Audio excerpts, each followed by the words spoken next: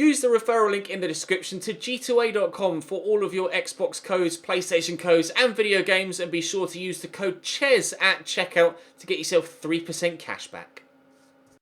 Hey guys, welcome to episode number 19 of the first debut season here at Fulham. Today we end that debut season with the last two games of the Premier League year. We assured our safety in the Premier League in the last episode. Take a big sigh of relief. We can, however, drastically improve our overall league position if we get wins today against 14th place Bournemouth, so we could actually negatively affect our league position today, and we face on the final day bottom placed, relegated already Cardiff City. So I'd like 2 wins to maximise our potential profit from the league season with regards to the prize funding. Of course, you get awarded more money as a prize fund the higher you finish. So if we can finish, say, 10th rather than 13th, that's actually going to be quite a significant chunk of finances that will come in handy for next season's transfer budget. So, and we are wanting to do quite a bit transfer-wise next season, so we're going to push forward and try and get a win here against Bournemouth and then a win against Cardiff and hope that other things go our way so we can maximise our potential windfall. Time will tell whether we can actually do it or not. We've been in a different form recently. We were able to get a draw against Manchester United, where we get a draw against Chelsea, but we ended up losing a number of other games, so we could have finished a lot higher. As it happens, we're happy to have survived. To be fair, at the beginning of the season, I said I would be happy to survive anyway, considering the way that Season 1 went at Southampton earlier on in the FIFA cycle, when we did that series, before we went and did the Roma one. Sorry, before we went and did the Leverkusen one. But for now, let's concentrate on Bournemouth, let's concentrate on Cardiff. Let's get 6 points and win as much money as possible. Alright, Bournemouth starting lineup. Asmir Begovic in goal. Giant of a goalkeeper. Powell, Francis, Ake and Daniels at the back. 2 banks of 4. Jordan Ibe, Sermon, Arter and Jacobs on the left. 4-4-1-1 with Josh King. Pace behind Jermaine Defoe. Clinical. That's a dangerous team. A very dangerous team. Bournemouth are never to be underestimated. Longest serving manager in the Premier League now. Eddie Howe. 6 years he's been in charge of Bournemouth. Obviously not all of those 6 years have been spent in the Premier League, but he is the longest serving man at his current club. Christie inside to Jean-Michel Seri. Sessegnon going to try and roll the defender. He's got caught there. It wasn't too far away from the box actually.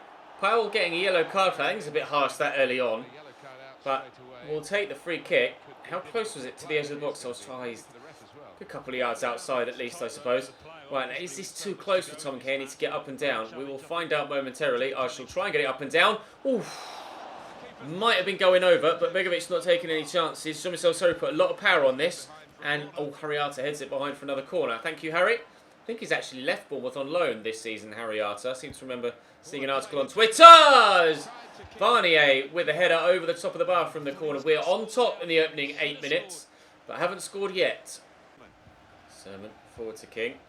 Crosshead to Harry Arter, into Josh King. Nice tackle by Lamarchand. Cabano keep that run going. He shrugged one defender off and he's ended up on his feet. On the floor, sorry, off his feet. Cabano turns his side. Could be Ake as well, has done. Cabano! Good save, it's going to drop to Sessegnon and he's not going to miss from there. Even with the pressure of Powell on his right-hand side, he's been able to A, hold the defender off, B, get the shot in, C, keep it down, and D, get it on target. That is not an easy goal to score. Yes, there's no goalkeeper, but with a man closing you down like that and kicking you in the back of your standing leg as you're striking the ball, that is an extremely difficult finish from Ryan Sessegnon, and he's done superbly well to get it into the back of the net. We lead by a goal to nil after 17 minutes. A dream start. Here's Andrew Sermon down the right-hand side. He's left-footed, I believe. Back onto that left foot. Cisse with a tackle. Stop that from going for a corner. We can't.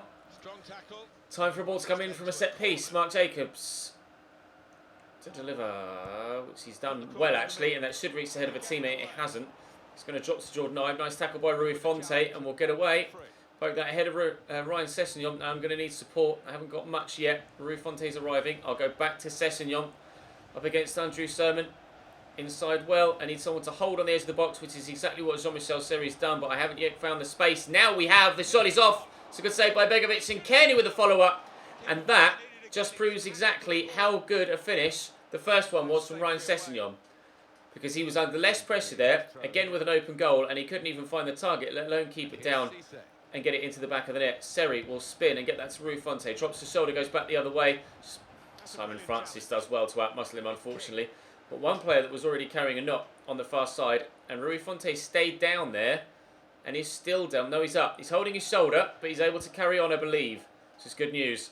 Although there's only one game left after this, but I guess if it's a long-term injury, then he could be out for the beginning of next season as well. But hopefully he's all right to continue. I may even take him off for Catrone at half-time, just to give young Patrick a bit of a run-out, considering we already have our 1-0 lead. I feel pretty confident in being able to hold it. I haven't felt too under pressure from Bournemouth in this game so far. Rui Fonte gets the turn in. He can't afford him some space. Around the corner there to Cabano. He's carrying knock as well. Might take him off at half-time for Aite. Kenny, I want to get it on his left, which I can't do. Rui Fonte trying to get it on his left, which I can't do. And there's the half-time whistle. Well, we'll make the changes for the 2 injured players, and hopefully we can hold on to the lead. Nicely done. Ariata through the gap there to Josh King. Nice tackle by Cisse. Kearney will just work it inside to Seri, and I see the ball on. It's a beautiful pass from Jean-Michel Seri to find Ryan Sessegnon, who will dart inside and use the run of Catrone as a decoy, and Ryan Sessegnon will not score his second goal of the game, thanks to a double deflection off some defenders. Seri with a delivery in though, and well, he made a good enough connection there, Joe Bryant. Unfortunately not able to get it on target, but what a header. One of the best connections I've had from a header on FIFA, but unfortunately wide of the mark. Yeah, I've had a lot of supporters. Aite around the corner to Catrone. Nice touch. Good turn and finds Seri. Duck back this way again. Catrone. Kearney's kept his run going. There's Floyd Aite around the outside to make it 2. Good finish, Floyd. He's handy on that right-hand side. He obviously will be replaced in the starting lineup by Andre Schürrle next season as we bring him in to replicate the in-real-life transfers of Fulham in the past summer transfer window, but still a very handy player off the bench, Floyd Aite. He's scored a handful of goals for us this year, and they've been important too. Tackle by Lemarchand. Marshalled the backline really well in this game. Lemarchand. Seri tried to commit Dan Gosling to making a mistake, going one way when I was going to jink and go the other. It didn't quite work, unfortunately, and it may end up costing me a goal. At least an opportunity on goal for Bournemouth, and Nathan Ake should finish that, but hasn't. And that is a very big miss for him. He scores that. There's still time for them to get themselves an equaliser. Inexplicably missing the target, Nathan Ake. You expected him, or would have expected him to at least get it between the sticks and then ask the question of the goalkeeper. But to have missed the target completely, very, very poor. Here's Powell. Nice tackle by Sessegnon and by Bryant. Powell gets it back. I was trying to set Sessegnon away there. Lovely tackle by Jean-Michel Seri. Now we could send Sessegnon away, but unfortunately Lewis Cook makes a secondary tackle. Dan Gosling getting away from Cisse. We're going to have to draw a defender out of position. Now Dan Gosling into the box. Josh King. There's the finish, which makes Nathan Ake's miss all the more devastating for Bournemouth fans. It's 2-1. It could very easily have been 2-2. It's a great first-time finish off the post, just clipping it as it finds its way into the back of the net. I made another change just to freshen things up in midfield to hopefully keep hold of a clean sheet at the time. As it happens, it's not a clean sheet, but it is 3 points. A win against Bournemouth, and now we'll head into the game against Cardiff, hoping to maximise our potential league finish. Right, line up for Cardiff. Alex Smithies in goal. Richards, Ekele Manga, Morrison and Bennett at the back for them. And 3 in midfield, Burigo, Polgar and Gunnarsson, with Mendes Lang, Reed and Samaritano up top. They have the worst away record in the league, just 8 points.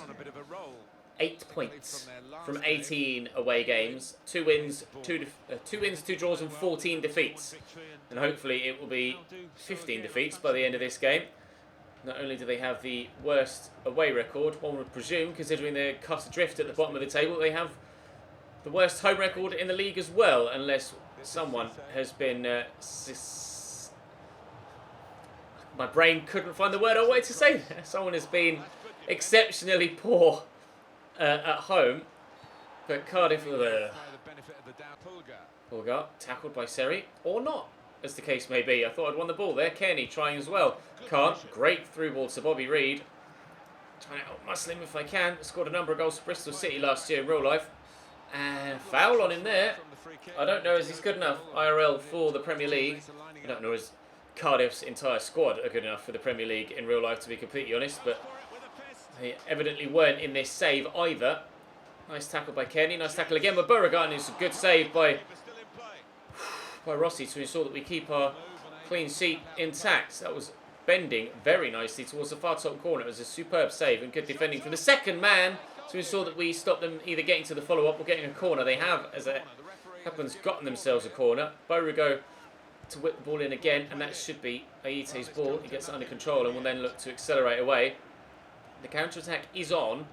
It is Ryan Sessegnon, I believe, on the far side that's there making moves. Aite just cut back inside. There's Kearney. Work it, looking for Rui Fonte. Gets it under control well. Turns well. Aite. Oh, I should have played the extra pass. There is the extra pass. Ryan Sessegnon on his right. Blocked. Advantage play. There was a foul in there somewhere. And the foul has been given. Balls.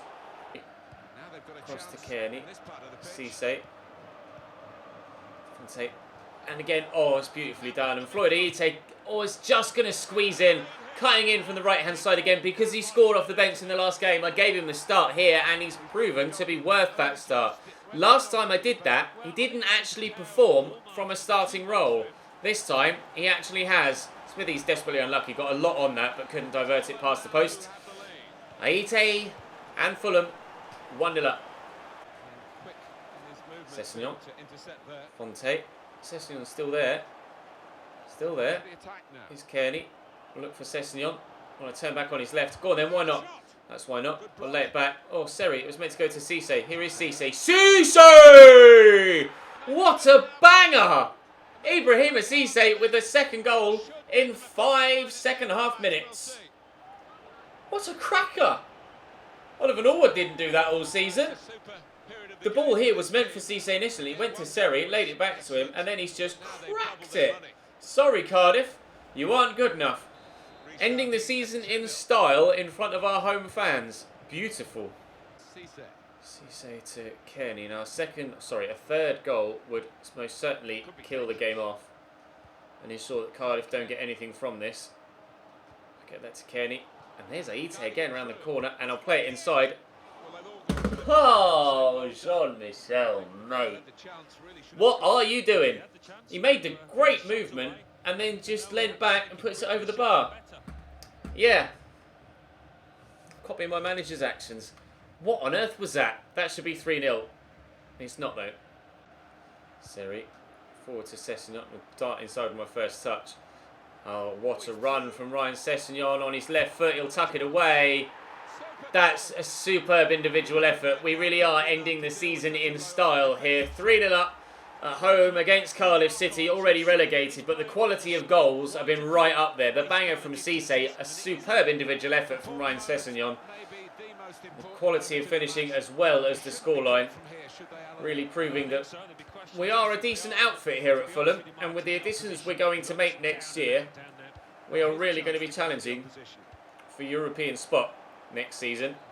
We're going to be mid-table this year, but oh god, but it's going to be a decent mid-table above a couple of far superior sides. Sessegnon will get that down there. I'm looking for Cotrone, but I can't feed it into him. So overall, I'm delighted with this season. And if we could get fourth, just to round things off, that'd be even better. Maybe get Cotrone a goal as well. Win that, please. Well up, Lamarchand. Actually, I think that was Varnier with that header. Cotrone in there to Norwood. Back to Cotrone. Patrick Cotrone through one-on-one. Can he round it off? It's the fourth. I think this episode is going to be called Ending the Season in Style for sure now. Patrick Cotrone off the bench. Buries the ball into the back of the net.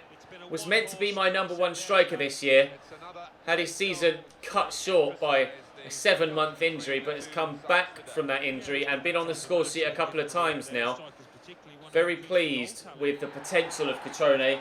We will be looking to sign Luciano Vietto, though, next season, of course, with him being an in-real-life signing that Fulham made in the summer transfer window. So, despite him being my top goal scorer, it may spell the end for Rui Fonte here at Fulham. We'll wait and see, because I've got a couple of other players I can move on first, like Camara, and I've got another 55 rated striker I want to get rid of too.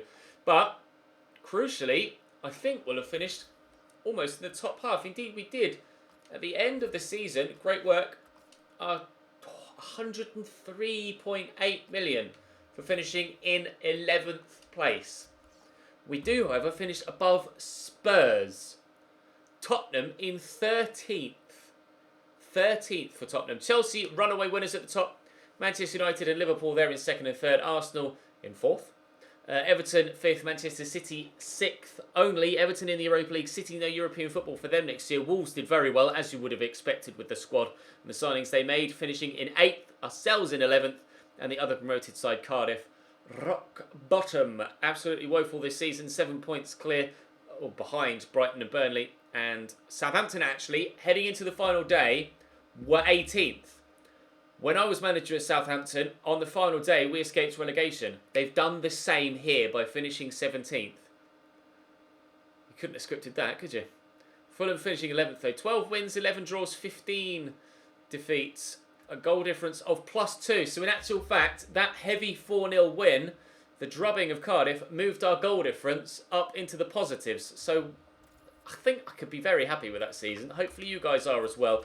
We will have a final squad report in tomorrow's episode, so we can have a think about next season, players we might want to move on, players we're thinking about keeping, see who's grown by what so far this season, and hopefully we can have a very strong summer transfer window. But for now, that's going to bring this episode to a close. Thank you very much for watching. Do drop the video a like if you enjoyed, subscribe to the channel too to make sure you don't miss out on any of Season 2 coming soon, but for now, I'll see you next time.